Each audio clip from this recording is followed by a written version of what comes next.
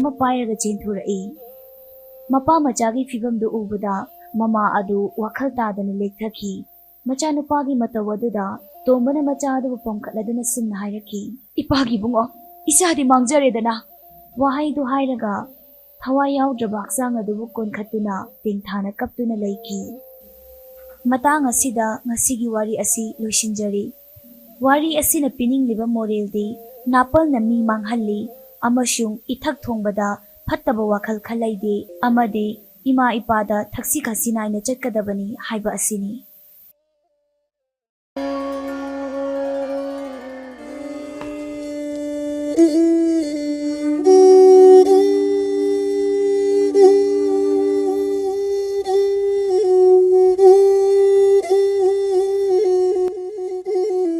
इमा पांथोइबी इराटबा असि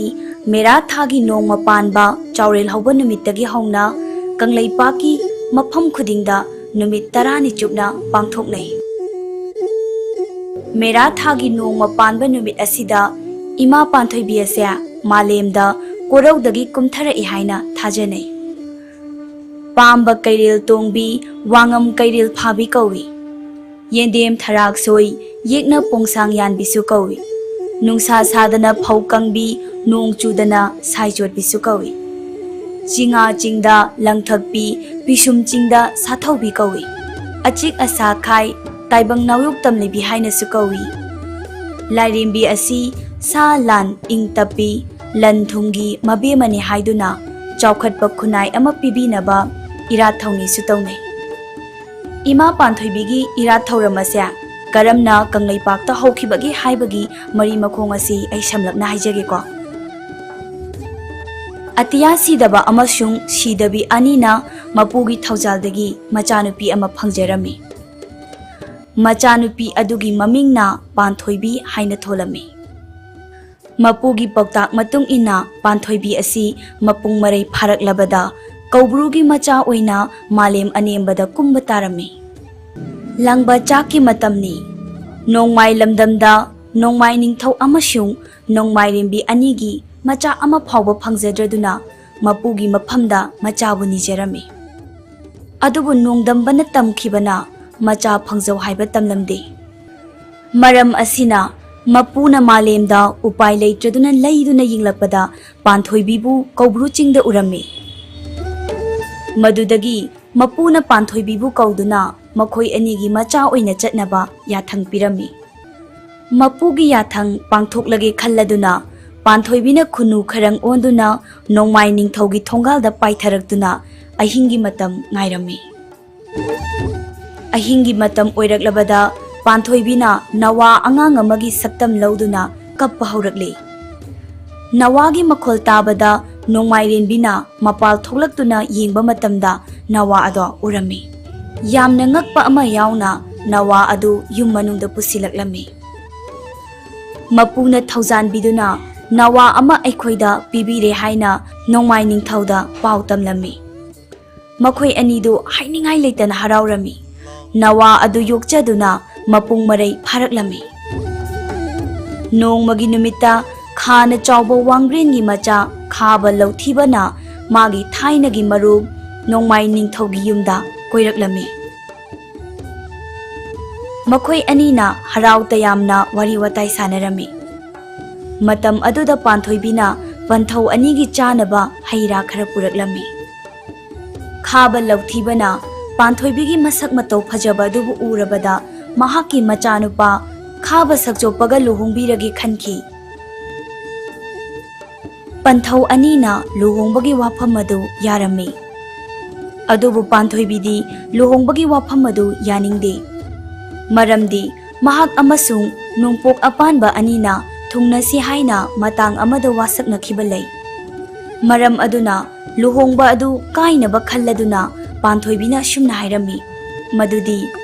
खारमदगी नोंमै फावबगी लंबी असे सना अमदी लुपाना सेमलबदी अइहाक लुहोंबदु यागनी हाइखी अदुबु लौथीबना लंबी अदु इराय लाइना सेमदुना लाइदा कटनबा हई लै चाना थकनबा मयाम अमा पुदुना लयाम सिंगा लोइनना नोंमा निंथौगी मयुमदा हाइबा लाक्लमी Matau asumna maitai aikhoi asi lohongba matamda haina singnaba waroi pot puba haijing kharai pubagi chanabi asi Panthoibigi matamdagi leiramle haiba takli. Nong mayai faraba numit amada lohongbagi thoram pangthokle. Adubu Panthoibina khaba sakchopada laihu haiba yadre. Mana layam singi mangda hairari. Numit mangani khabagi thongalda sangsaduna leirage. Aduga sakchopa asi magi asengba mapuroibani hek khangbaga lei hukjarage. Adubu Panthoibi asi chada thaktabana amadi tumdabana maram oiraga kanna nare. Numit marini subada mayamna amaiba ama yenghansi hainaraklami. Matam aduda Panthoibina hairai. Nongpok apanba kauba amaiba ahiba malaibani mahag aduda yenghansi.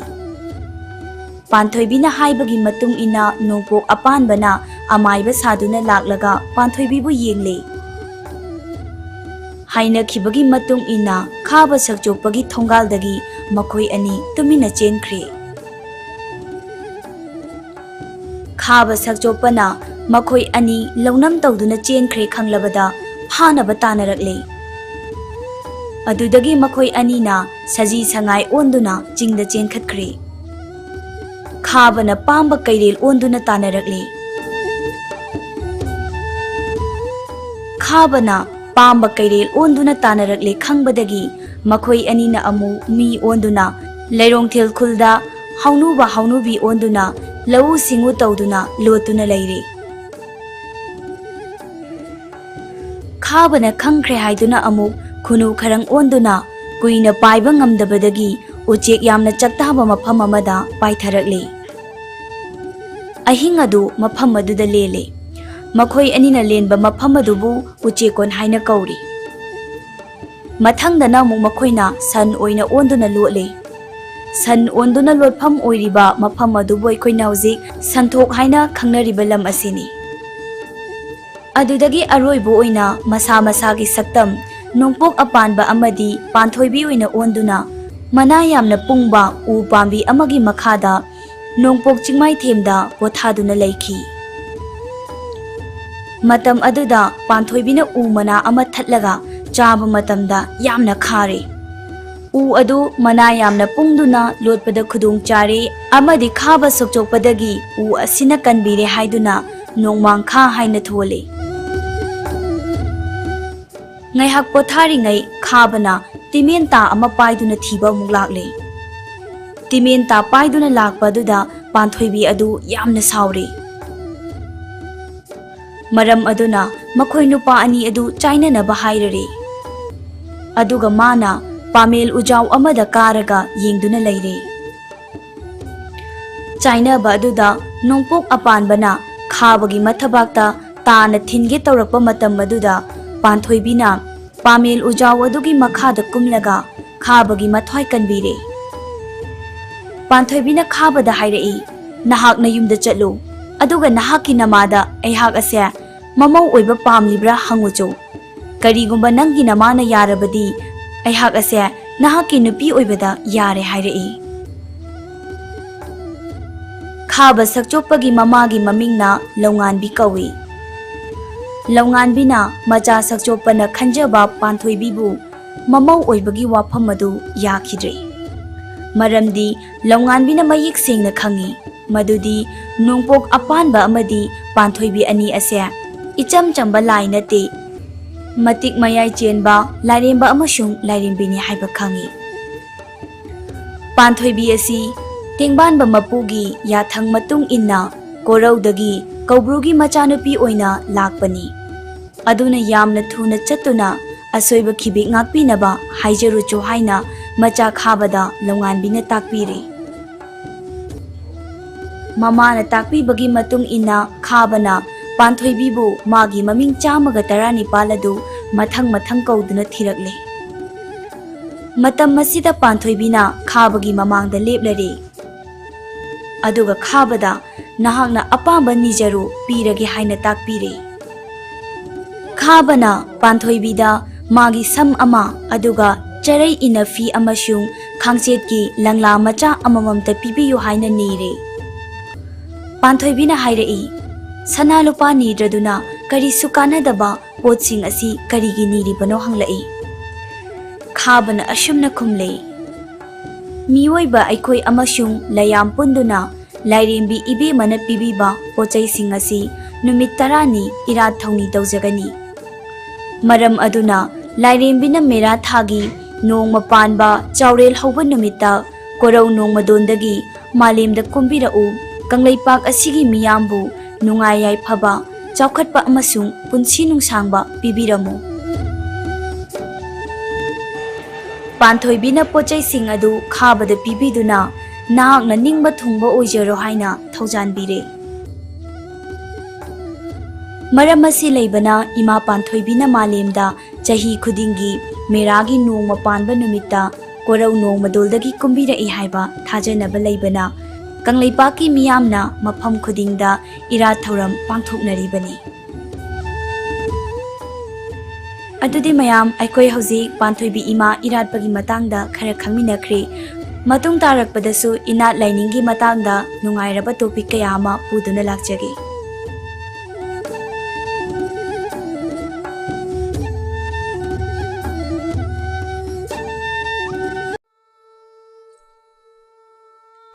ꯊꯥꯏꯅ ꯃꯃꯥꯡꯉꯩꯗ ꯃꯃꯤꯡ ꯌꯥꯝꯅ ꯆꯠꯄ, ꯃꯍꯩ ꯌꯥꯝꯅ ꯍꯩꯕ ꯇꯦꯝꯕ ꯀꯧꯕ ꯑꯃꯥꯏꯕ ꯑꯃ ꯂꯩꯔꯝꯃꯤ꯫ ꯅꯣꯡꯃꯗꯤ ꯇꯦꯝꯕꯅ ꯂꯩꯔꯤꯕ ꯂꯝ ꯑꯗꯨꯒ ꯌꯦꯛꯅꯕ ꯑꯣꯏꯔꯤꯕ ꯌꯨꯝꯊꯪꯅꯅ ꯂꯩꯕ ꯂꯝ ꯑꯗꯨꯒꯤ ꯑꯍꯜ ꯑꯃ ꯌꯥꯝꯅ ꯀꯟꯅ ꯅꯥꯔꯦ꯫ ꯇꯦꯝꯕꯕꯨ ꯑꯃꯨꯛꯇ ꯂꯥꯌꯦꯡꯕꯤꯌꯨ ꯍꯥꯏꯅ ꯀꯧꯔꯛꯄꯗꯒꯤ ꯇꯦꯝꯕꯅ ꯑꯍꯜ ꯑꯗꯨꯕు ꯂꯥꯌꯦꯡꯕꯤꯔꯝꯃꯤ꯫ ꯌꯥꯝꯅ ꯀꯟꯅ ナꯗꯨꯅ ꯁꯤꯒꯗꯧꯔꯕ ꯑꯍꯜ ꯑꯗꯨ ꯇꯦꯝꯕꯅ ꯂꯥꯌꯦꯡꯗꯨꯅ ꯑꯍꯜ ꯑꯗꯨꯒꯤ ꯄꯨꯟꯁꯤꯕꯨ ꯀꯟꯕꯤꯔꯝꯃꯤ꯫ ꯑꯁꯨꯝꯅ ꯃꯇꯝ ꯈꯔ ꯂꯩꯔꯒ ꯇꯦꯝꯕꯅ ꯂꯥꯌꯦꯡꯕꯤꯔꯝꯕ ꯑꯍꯜ ꯑꯗꯨꯒꯤ ꯌꯨꯝꯊꯪꯅꯕꯗ ꯂꯩꯕ ꯑꯉꯥꯡ ꯑꯃ ꯌꯥꯝꯅ ꯀꯟꯅ ꯅꯥꯔꯝꯃꯤ꯫ ꯑꯉꯥꯡꯒꯤ ꯃꯄꯥ ꯑꯗꯨꯅ ꯃꯆꯥꯅꯨꯄꯥꯕꯨ ꯂꯥꯌꯦꯡꯕꯤꯅꯕ ꯃꯥꯏꯕ ꯇꯦꯝꯕꯕꯨ ꯀꯧꯕ ꯂꯥꯛꯂꯝꯃꯤ꯫ ꯃꯇꯝ ꯑꯗꯨꯁꯨ ꯇꯦꯝꯕꯅ ꯂꯩꯔꯤꯕ ꯂꯩꯕꯥꯛ ꯑꯗꯨꯒ ꯌꯨꯝꯊꯪꯅꯗꯨꯅ ꯂꯩꯔꯤꯕ ꯂꯝ ꯑꯗꯨꯒꯁꯨ ꯌꯥꯝꯅ ꯀꯟꯅ ꯂꯥꯟ ꯁꯣꯛꯅꯕ ꯃꯇꯝꯅꯤ꯫ ꯅꯤꯡꯊꯧꯒꯤ ꯃꯅꯥꯏ ꯑꯃꯅ ꯃꯈꯣꯏꯒꯤ ꯌꯦꯛꯅꯕ ꯑꯣꯏꯔꯤꯕ ꯂꯝꯗꯝ ꯑꯗꯨꯗꯒꯤ ꯅꯨꯄꯥ ꯑꯃꯅ ꯇꯦꯝꯕꯕꯨ ꯎꯅꯕ ꯂꯥꯛꯍꯧꯏ ꯍꯥꯏꯅ ꯇꯝꯂꯝꯃꯤ꯫ ꯃꯅꯥꯏ ꯑꯗꯨꯒꯤ ꯋꯥꯗꯨ ꯇꯥꯕꯗ ꯅꯤꯡꯊꯧ ꯑꯗꯨ ꯃꯩ ꯍꯧꯅ ꯁꯥꯎꯔꯝꯃꯤ꯫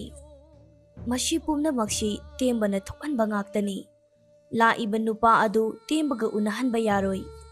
ꯀꯔꯤꯒꯨꯝꯕ ꯃꯍꯥꯛꯅ ꯂꯝ ꯍꯦꯟꯗꯨꯅ ꯂꯥꯛꯂꯤꯕ ꯅꯨꯄꯥ ꯑꯗꯨꯒ ꯎꯅꯔꯝꯕ ꯊꯣꯛꯂꯕꯗꯤ ꯇꯦꯝꯕꯕꯨ ꯐꯥꯁꯤ ꯇꯧꯗꯨꯅ ꯍꯥꯠꯀꯅꯤ ꯍꯥꯏꯅ ꯂꯥꯛꯂꯤꯕ ꯅꯨꯄꯥꯗꯨꯗ ꯇꯝꯂꯨꯆꯣ ꯍꯥꯏꯅ ꯅꯤꯡꯊꯧꯅ ꯌꯥꯊꯪ ꯄꯤꯔꯝꯃꯤ꯫ ꯑꯁꯨꯝꯅ ꯅꯤꯡꯊꯧꯒꯤ ꯃꯅꯥꯏꯅ ꯅꯨꯄꯥ ꯑꯗꯨꯗ ꯅꯪ ꯇꯦꯝꯕꯒ ꯎꯅꯕ ꯌꯥꯔꯣꯏ, ꯌꯥꯝꯅ ꯊꯨꯅ ꯅꯪꯒꯤ ꯂꯝꯗꯝꯗ ꯍꯜꯍꯧꯔꯣ ꯍꯥꯏꯔꯝꯃꯤ꯫ ꯅꯨꯄꯥ ꯑꯗꯨꯅ ꯅꯤꯡꯊꯧꯒꯤ ꯃꯅꯥꯏ, ꯑꯩ ꯇꯦꯝꯕꯒ ꯑꯃꯨꯛꯇ ꯎꯅꯍꯟꯕꯤꯌꯨ, ꯑꯩꯒꯤ ꯏꯆꯥꯗꯨ ꯌꯥꯝꯅ ꯀꯟꯅ ꯅꯥꯔꯦ, ꯇꯦꯝꯕꯕꯨ ꯑꯃꯨꯛꯇ ꯂꯥꯌꯦꯡꯍꯟꯒꯦ, ꯀꯔꯤꯒꯨꯝꯕ ꯃꯇꯝ ꯆꯥꯅ ꯂꯥꯌꯦꯡꯍꯧꯗ꯭ꯔꯕꯗꯤ ꯑꯩꯒꯤ ꯏꯆꯥ ꯑꯁꯤ ꯁꯣꯏꯗꯅ ꯁꯤꯔꯅꯤ ꯍꯥꯏꯅ ꯅꯤꯡꯊꯧꯒꯤ ꯃꯅꯥꯏ ꯑꯗꯨꯗ ꯍꯥꯏꯖꯔꯝꯃꯤ꯫ ꯅꯤꯡꯊꯧꯒꯤ ꯃꯅꯥꯏ ꯑꯗꯨꯅ ꯌꯥꯝꯅ ꯁꯥꯎꯅ, ꯑꯩ ꯅꯪꯒꯤ ꯋꯥꯔꯦꯝ ꯊꯧꯔꯦꯝꯗꯨ ꯇꯥꯅꯤꯡꯗꯦ, ꯏꯅꯤꯡꯊꯧꯒꯤ ꯌꯥꯊꯪꯅꯤ, ꯌꯥꯝꯅ ꯊꯨꯅ ꯆꯠꯂꯨ, ꯅꯠꯇ꯭ꯔꯕꯗꯤ ꯅꯪ ꯁꯣꯏꯗꯅ ꯆꯩꯔꯥꯛ ꯐꯪꯒꯅꯤ ꯍꯥꯏꯅ ꯑꯅꯥꯕ ꯑꯉꯥꯡ ꯑꯗꯨꯒꯤ ꯃꯄꯥ ꯑꯗꯨꯗ ꯙꯝꯀꯥ ꯇꯧꯔꯝꯃꯤ꯫ ꯎꯄꯥꯏ ꯂꯩꯇ꯭ꯔꯕ ꯅꯨꯄꯥ ꯑꯗꯨ ꯃꯌꯨꯝꯗ ꯍꯜꯂꯛꯂꯝꯃꯤ꯫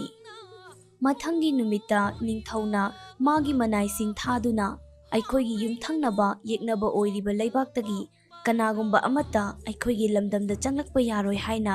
ꯏꯊꯣꯛꯂꯒ ꯃꯤꯌꯥꯝ ꯈꯪꯅꯕ ꯂꯩꯕꯥꯛ ꯑꯅꯤ ꯑꯗꯨꯒꯤ ꯂꯪꯗꯥꯏ ꯑꯣꯏꯔꯤꯕ ꯃꯐꯝ ꯑꯃꯗ ꯊꯦꯠꯍꯜꯂꯝꯃꯤ꯫ ꯅꯤꯡꯊꯧꯒꯤ ꯑꯏꯕ ꯑꯗꯨ ꯎꯕꯗ ꯃꯆꯥꯅꯨꯄꯥ ꯑꯅꯥꯕ ꯑꯗꯨꯕꯨ ꯑꯃꯥꯏꯕ ꯇꯦꯝꯕꯗ ꯂꯥꯌꯦꯡꯕ ꯐꯪꯂꯔꯣꯏ ꯍꯥꯏꯅ ꯑꯉꯥꯡ ꯑꯗꯨꯒꯤ ꯃꯃꯥꯗꯨ ꯀꯞꯂꯝꯃꯤ꯫ ꯅꯨꯄꯤ ꯑꯗꯨꯅ ꯀꯞꯂꯤꯕꯗꯨ ꯃꯥꯒꯤ ꯅꯨꯄꯥꯅ ꯊꯦꯝꯖꯤꯟꯕꯤꯔꯝꯃꯤ꯫ ꯑꯗꯨꯒ ꯑꯁꯨꯝꯅ ꯍꯥꯏꯔꯛꯏ, ꯅꯪ ꯏꯆꯥꯒꯤꯗꯃꯛꯇ ꯀꯔꯤꯁꯨ ꯋꯥꯒꯅꯨ, ꯑꯃꯥꯏꯕ ꯇꯦꯝꯕꯅ ꯑꯩꯒꯤ ꯏꯆꯥꯕꯨ ꯁꯣꯏꯗꯅ ꯂꯥꯌꯦꯡꯍꯟꯒꯅꯤ ꯍꯥꯏꯅ ꯅꯨꯄꯤ ꯑꯗꯨꯗ ꯊꯥꯖꯕ ꯄꯤꯔꯝꯃꯤ꯫ ꯑꯁꯨꯝꯅ ꯅꯨꯄꯥ ꯑꯗꯨꯅ ꯃꯆꯥꯅꯨꯄꯥ ꯑꯅꯥꯕ ꯑꯗꯨ ꯃꯅꯪꯒꯟꯗ ꯄꯣꯈꯠꯂꯒ ꯇꯦꯝꯕ ꯍꯣꯏꯒꯤ ꯂꯝꯗꯝꯗ ꯆꯪꯂꯛꯂꯝꯃꯤ꯫ ꯅꯨꯄꯥ ꯑꯗꯨꯅ ꯆꯪꯂꯛꯄꯗ ꯅꯤꯡꯊꯧꯒꯤ ꯃꯅꯥꯏ ꯑꯅꯤꯒ ꯊꯦꯡꯅꯔꯝꯃꯤ꯫ ꯅꯤꯡꯊꯧꯒꯤ ꯃꯅꯥꯏ ꯑꯃꯅ, ꯍꯦ ꯅꯨꯄꯥ, ꯅꯪ ꯀꯅꯥꯅꯣ? ꯑꯩꯈꯣꯏꯒꯤ ꯂꯝꯗꯝꯒꯤ ꯃꯤ ꯃꯥꯟꯗꯦ, ꯃꯐꯝ ꯑꯁꯤꯗ ꯀꯩꯗꯧꯕ ꯂꯥꯛꯄꯅꯣ ꯍꯥꯏꯅ ꯍꯪꯂꯝꯃꯤ꯫ नुपा अदुना अई नखोइगी युमथंगनबदा लैरिबा नखोइगी येक्नबा ओइरिबा लमदम अदुदगिनी अईगी इचानुपाबु लायेंगनबा तेंबबु उनबा लाकपनि हाइना खुमलई निंगथौ मनाई अदु साउना हे नुपा नांग अखोइबु उसितब्रा निंगथौना अखोइगी लमदमदा कनामता चंगलकपा यारोइ हाइरगा नंगना चंगलकलबनिना नंगबु फारगा निंगथौदा सिनगनी हाइना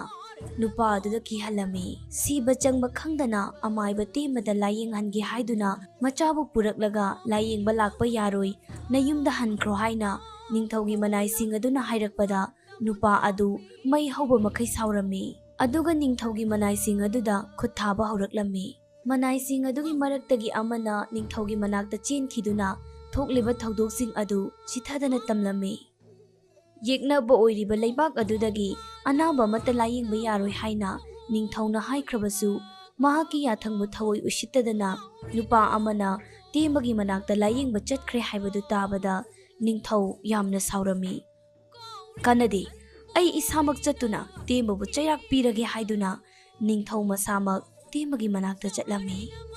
अदुम तौदना नुपा अदुना महाकी अनाबा मचा अदु माइबा तेमबगी मनाक्ता पुरक्तुना लायेंगलमी तेमबना अंगांग अदुबु निंगथीना लायेंगबिरमी अदुगा अंगांगी मपा अदुदा तेमबना नहाकी नचानुपा असि करिसु तौरोइ वागनु हाइना थेमजिनबिरमी तालक अदुदा निंगथौदु मागी मनाइ मसेनसिंगा लोइनरदुना तेमबगी मयुमदा लाक्लमी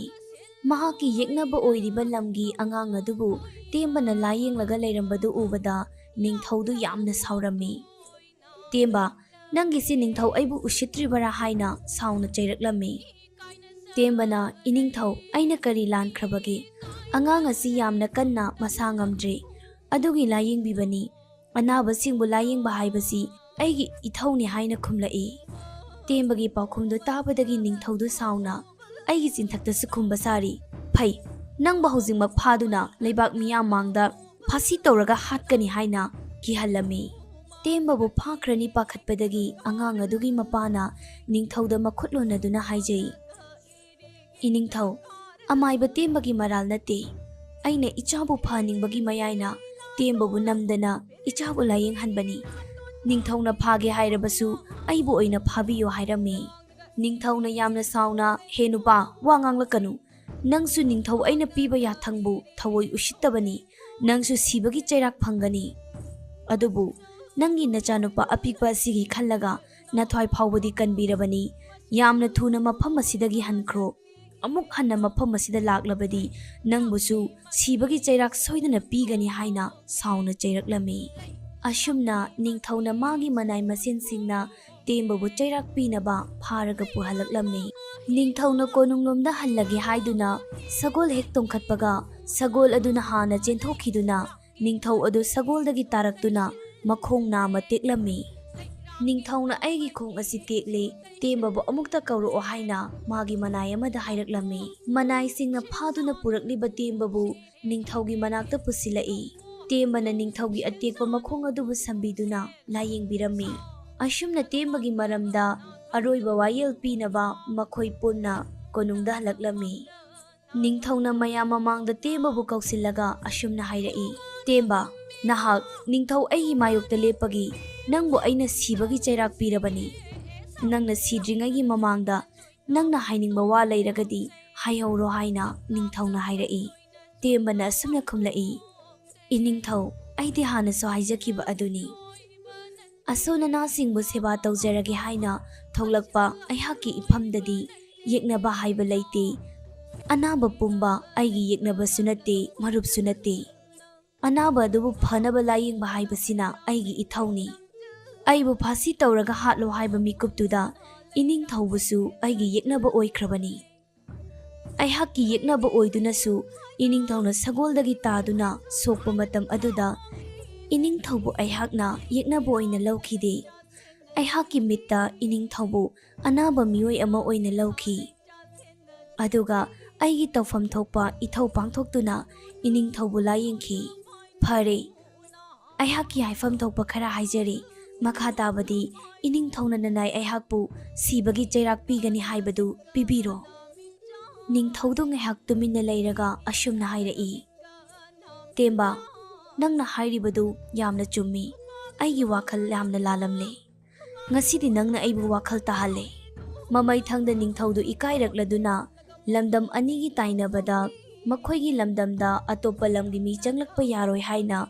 khudyek piduna thetlankiba che adusu lauthok halami. Numit adudagi hauna lamdam anidu ayet apan laitana changthok jangsin tawkhirami. Amai bate babusu ningthauna hanagi matawgum lam khudingda chattuna layeng bayabagi ayaba pikhirami.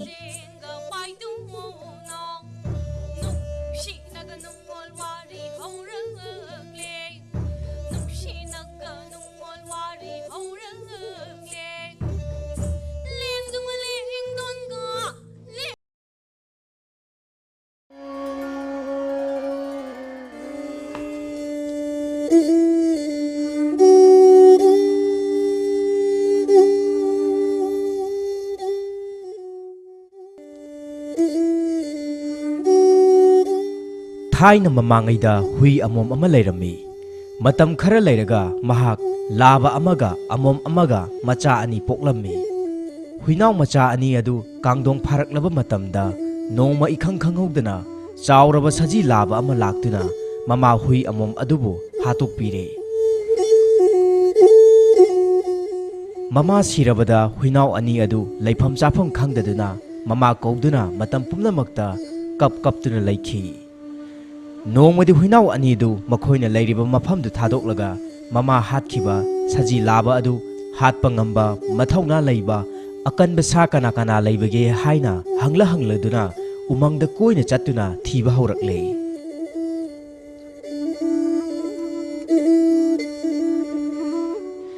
Mamai thangda samu ama thengnei. Saura sanglaba mapangal yamna kanba samudu ubada huinaw ani adu harauna samugi manak tana changsilaga makhoi pokpi mama hatkiba saji labadu hatpiraga laman khumbiu haina haijekhi.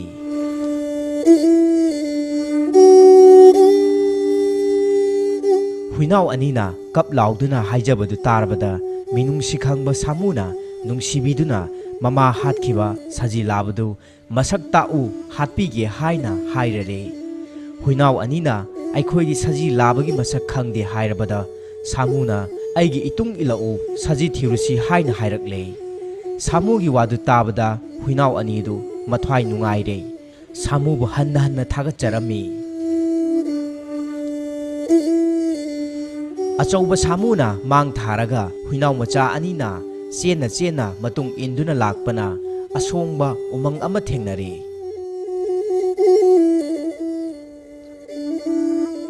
Huinaw macha animak hauji ai asongba umang asida ai lotuna leirage. Nakhoi anina mangda uriba narang mongsong asida lumduna layu. Saji labadu lakpa hek ubaga nakhoi anina khongduna mabu thatlu ai laklaga mabu hatke. Asi hairamlaga samu adu asongba umang aduda changkhraga lotuna laikhre. Mahogsana huidi salt pack lawba makhol taba yade. Masak udrabasu hekta khongi. Narakta sa uchengna chatpagi makhol tabada saji laktrabasu huinaw ani duna chenthokduna gau haina khonglaki.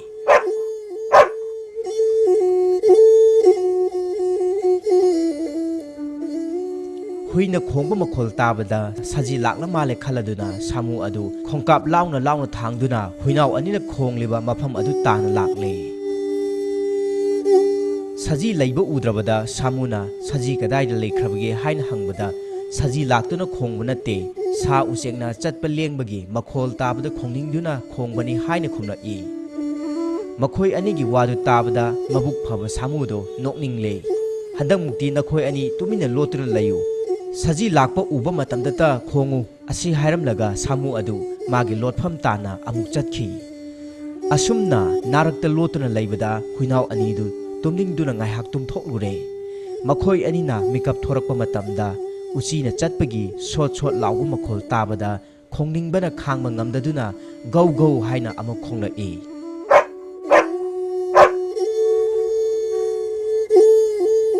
Huinawgi makhol tabada lotuna leiriba samu adu saji hatkadabagi lakle. Saji laktuna khongba natte hairakpa huinaw anigi wadu tabada samu adu saure. ꯃꯈꯣꯏ ꯑꯅꯤꯅ ꯉꯥꯏꯍꯥꯛ ꯂꯩꯇꯅ ꯈꯣꯡꯕꯒꯤ ꯃꯈꯣꯜ ꯇꯥꯕꯗ ꯀꯩ ꯊꯣꯔꯛꯇꯨꯅ ꯑꯩꯕꯨ ꯍꯥꯠꯂꯕ ꯌꯥꯏ, ꯑꯗꯨꯅ ꯑꯩ ꯅꯈꯣꯏꯒ ꯂꯣꯏꯅꯅ ꯂꯩꯃꯤꯟꯅꯕ ꯌꯥꯗ꯭ꯔꯦ꯫ ꯑꯁꯤ ꯍꯥꯏꯔꯝꯂꯒ ꯁꯥꯃꯨꯗꯨ ꯁꯥꯎꯗꯨꯅ ꯆꯠꯈꯤ꯫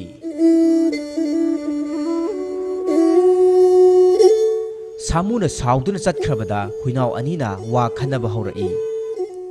ꯑꯩꯈꯣꯏꯅ ꯁꯥꯃꯨ ꯑꯁꯦ ꯃꯄꯥꯡꯒꯜ ꯌꯥꯝꯅ ꯀꯜꯂꯦꯅ ꯈꯜꯂꯤ, ꯑꯗꯨꯕꯨ ꯁꯥꯃꯨꯕꯨ ꯍꯥꯠꯄ ꯉꯝꯕ ꯃꯊꯧꯅꯥ ꯂꯩꯕ ꯀꯩꯗꯨ ꯑꯣꯏꯅ ꯊꯤꯔꯨꯔꯁꯤ꯫ ꯃꯉꯣꯟꯗ ꯏꯃꯥ ꯍꯥꯠꯈꯤꯕ ꯁꯖꯤꯗꯨ ꯍꯥꯠꯄꯤꯌꯨ ꯍꯥꯏꯅ ꯍꯥꯏꯖꯔꯨꯔꯁꯤ꯫ ꯑꯁꯤ ꯍꯥꯏꯅ ꯋꯥ ꯂꯦꯞꯅꯔꯗꯨꯅ ꯍꯨꯏꯅꯥꯎ ꯃꯆꯥ ꯑꯅꯤ ꯑꯗꯨ ꯀꯩ ꯊꯤꯕ ꯑꯃꯨꯛ ꯂꯥꯛꯂꯦ꯫ ꯃꯈꯣꯏ ꯑꯅꯤꯅ ꯀꯣꯏꯅ ꯑꯁꯨꯝ ꯆꯠꯇꯨꯅ ꯊꯤꯔꯛꯄꯗ ꯆꯥꯎꯔꯕ ꯀꯩ ꯑꯃ ꯊꯦꯡꯅꯔꯦ꯫ ꯀꯩ ꯑꯗꯨꯒꯤ ꯃꯅꯥꯛꯇ ꯑꯀꯤꯕ ꯂꯩꯇꯅ ꯆꯪꯁꯤꯜꯂꯒ ꯃꯃꯥ ꯍꯥꯠꯈꯤꯕ ꯁꯖꯤ ꯂꯥꯕ ꯑꯗꯨ ꯍꯥꯠꯄꯤꯌꯨ ꯍꯥꯏꯅ ꯍꯥꯏꯖꯕꯗ ꯀꯩꯅ ꯍꯔꯥꯎꯅ ꯌꯥꯕꯤꯔꯦ꯫ ꯃꯗꯨꯗꯒꯤꯗꯤ ꯀꯩꯅ ꯃꯥꯡ ꯊꯥꯔꯒ ꯃꯈꯣꯏ ꯑꯍꯨꯝ ꯁꯖꯤ ꯊꯤꯕ ꯂꯥꯛꯂꯝꯃꯤ꯫ ꯑꯁꯨꯝꯅ ꯈꯔ ꯆꯠꯂꯒ ꯁꯖꯤ ꯊꯤꯕ ꯐꯪꯗ꯭ꯔꯕꯗ ꯀꯩꯅ ꯑꯁꯨꯝꯅ ꯍꯥꯏꯔꯛꯂꯝꯃꯤ꯫ ꯍꯨꯏꯅꯥꯎ ꯃꯆꯥ, ꯅꯈꯣꯏ ꯑꯅꯤꯅ ꯃꯐꯝ ꯑꯁꯤꯗ ꯂꯣꯠꯇꯨꯅ ꯂꯩꯌꯨ, ꯑꯩꯅ ꯑꯁꯣꯡꯕ ꯃꯣꯡꯁꯣꯡ ꯑꯁꯤꯗ ꯂꯣꯠꯇꯨꯅ ꯂꯩꯒꯦ꯫ ꯅꯈꯣꯏ ꯑꯅꯤꯅ ꯁꯖꯤ ꯂꯥꯛꯄ ꯍꯦꯛ ꯎꯕꯒ ꯈꯣꯡꯗꯨꯅ ꯊꯠꯂꯨ, ꯑꯩ ꯆꯦꯜꯂꯛꯇꯨꯅ ꯁꯖꯤ ꯑꯗꯨꯕꯨ ꯍꯥꯠꯂꯒꯦ꯫ ꯑꯁꯨꯝꯅ ꯍꯥꯏꯅꯗꯨꯅ ꯍꯨꯏꯅꯥꯎ ꯑꯅꯤꯗꯨ ꯅꯥꯔꯛꯇ ꯂꯣꯠꯇꯨꯅ ꯂꯩꯔꯦ꯫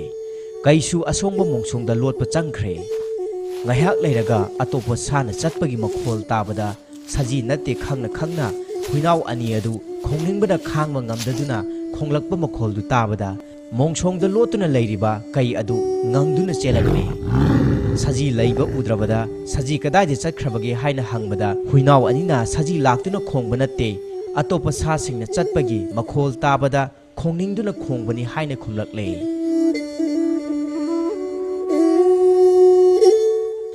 ꯃꯈꯣꯏ ꯑꯅꯤꯒꯤ ꯋꯥꯗꯨ ꯇꯥꯕꯗ ꯀꯩ ꯑꯗꯨ ꯌꯥꯝꯅ ꯁꯥꯎꯔꯦ꯫ ꯑꯩꯅ ꯁꯖꯤ ꯂꯥꯛꯂꯒ ꯈꯣꯡꯉꯨ ꯍꯥꯏꯔꯒ ꯅꯈꯣꯏꯅ ꯈꯣꯡꯅꯤꯡꯗꯨꯅ ꯍꯦꯛꯇ ꯈꯣꯡꯕꯁꯤ ꯆꯨꯝꯗꯦ꯫ ꯅꯈꯣꯏꯅ ꯈꯣꯡꯕꯒꯤ ꯃꯈꯣꯜꯁꯤ ꯇꯥꯕꯗ ꯇꯥꯏꯕꯪ ꯃꯤꯅ ꯀꯩ ꯂꯩꯔꯦ ꯈꯪꯗꯨꯅ ꯑꯩꯕꯨ ꯍꯥꯠꯀꯗꯕꯒꯤ ꯇꯥꯟꯅꯔꯛꯀꯅꯤ, ꯑꯗꯨꯅ ꯅꯈꯣꯏꯒ ꯑꯩꯒ ꯂꯩꯃꯤꯟꯅꯕ ꯌꯥꯗ꯭ꯔꯦ, ꯆꯠꯂꯣ ꯅꯈꯣꯏ꯫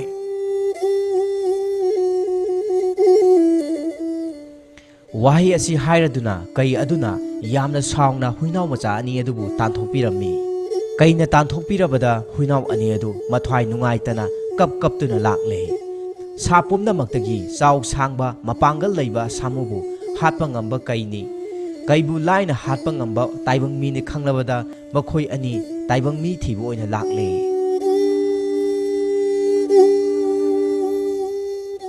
ꯃꯈꯣꯏ ꯑꯅꯤꯅ ꯇꯥꯏꯕꯪ ꯃꯤ ꯍꯥꯏꯕꯗꯨ ꯀꯗꯥꯏꯗ ꯂꯩꯕꯒꯦ ꯍꯪꯂꯗꯨꯅ ꯎꯃꯪ ꯋꯥꯃꯪ ꯀꯌꯥ ꯁꯝꯗꯨꯅ ꯂꯥꯛꯄꯗ ꯊꯤꯕ ꯐꯪꯗ꯭ꯔꯦ꯫ ꯃꯃꯩꯊꯪꯗ ꯃꯈꯣꯏ ꯑꯅꯤꯅ ꯌꯥꯝꯅ ꯄꯥꯛ ꯆꯥꯎꯔꯕ ꯂꯝꯍꯥꯡ ꯑꯃ ꯊꯦꯡꯅꯔꯦ꯫ ꯂꯝꯍꯥꯡ ꯑꯗꯨꯒꯤ ꯃꯇꯥꯏꯗ ꯎꯖꯥꯎ ꯄꯥꯝꯕꯤ ꯑꯃꯒꯤ ꯃꯊꯛꯇ ꯌꯨꯝ ꯁꯥꯗꯨꯅ ꯂꯩꯕꯗꯨ ꯎꯔꯦ꯫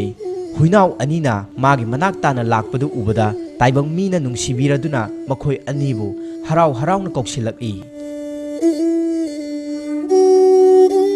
ꯅꯈꯣꯏ ꯑꯅꯤꯅ ꯑꯩꯒꯤ ꯏꯅꯥꯛꯇ ꯂꯥꯛꯄꯗꯤ ꯀꯔꯤ ꯍꯥꯏꯅꯤꯡꯕ ꯂꯩꯕꯒꯦ?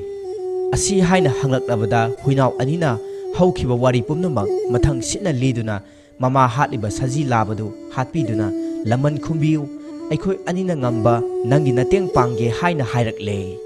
ꯍꯨꯏꯅꯥꯎꯒꯤ ꯋꯥꯗꯨ ꯇꯥꯕꯗ ꯇꯥꯏꯕꯪ ꯃꯤꯅ ꯅꯨꯡꯁꯤꯕꯤꯗꯨꯅ ꯐꯔꯦ ꯑꯗꯨꯗꯤ ꯅꯈꯣꯏ ꯑꯅꯤꯅ ꯉꯁꯤꯗꯒꯤ ꯑꯩꯒꯤ ꯌꯨꯝ ꯑꯁꯤꯗ ꯂꯩꯔꯣ,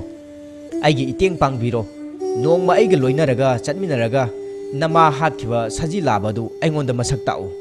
ꯑꯩ ꯍꯥꯠꯄꯤꯒꯦ꯫ ꯑꯁꯤ ꯍꯥꯏꯅ ꯇꯥꯏꯕꯪ ꯃꯤꯑꯣꯏꯕ ꯑꯗꯨꯅ ꯍꯨꯏꯅꯥꯎ ꯃꯆꯥ ꯑꯅꯤꯗꯨꯗ ꯍꯥꯏꯕꯤꯔꯝꯃꯤ꯫ ꯇꯥꯏꯕꯪ ꯃꯤꯒꯤ ꯋꯥꯗꯨ ꯇꯥꯕꯗ ꯃꯈꯣꯏ ꯑꯅꯤꯁꯨ ꯌꯥꯅꯤꯡꯂꯦ꯫ ꯂꯝꯁꯥꯡ ꯆꯠꯄꯒꯤ ꯋꯥꯔꯕ ꯍꯨꯏꯅꯥꯎ ꯃꯆꯥ ꯑꯅꯤ ꯑꯗꯨꯅ ꯏꯁꯤꯡ ꯈꯧꯔꯥꯡꯅ ꯊꯛꯄꯗꯨ ꯎꯕꯗ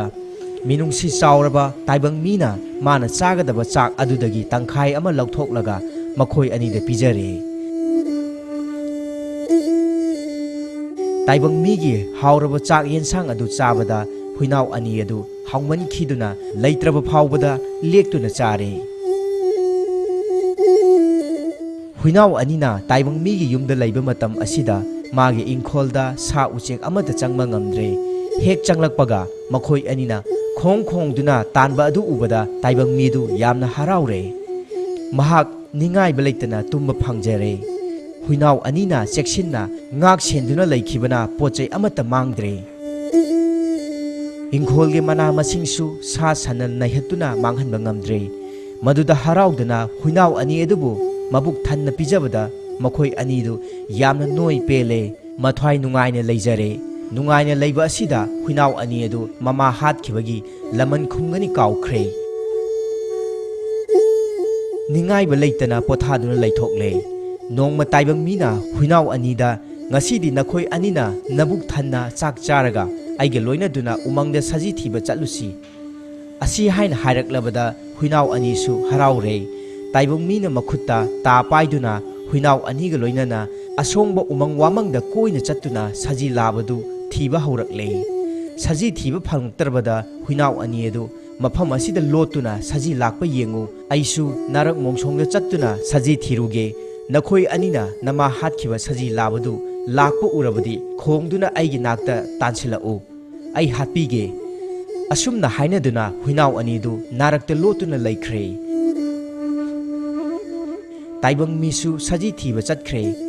ngaihak leiraga saji labadu machinjak thiba thorakpada huinawna uraduna khongle saji kibadagi manakta changsinbadi ngamdre huinaw anidu ubada saji laba aduna hatkadabagi changsilakpadu arapada taibang mina uraduna chensilaklaga makhutta pairiba ta aduna saji tamna langlakle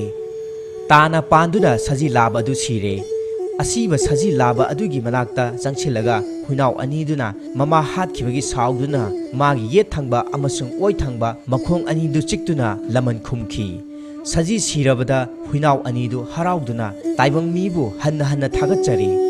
नुमित अदुदगी हौना हुइगा ताइबंग मीगा नुंसिनना लैमिनखी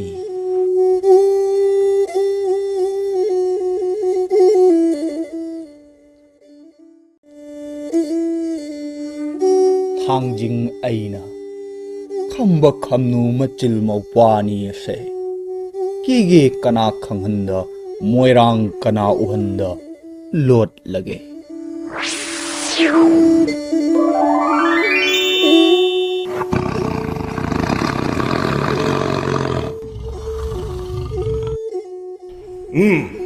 मसी पुम्नमक असे नखोइना सेक्सिनदबदगी थोक्लिबा ngaktani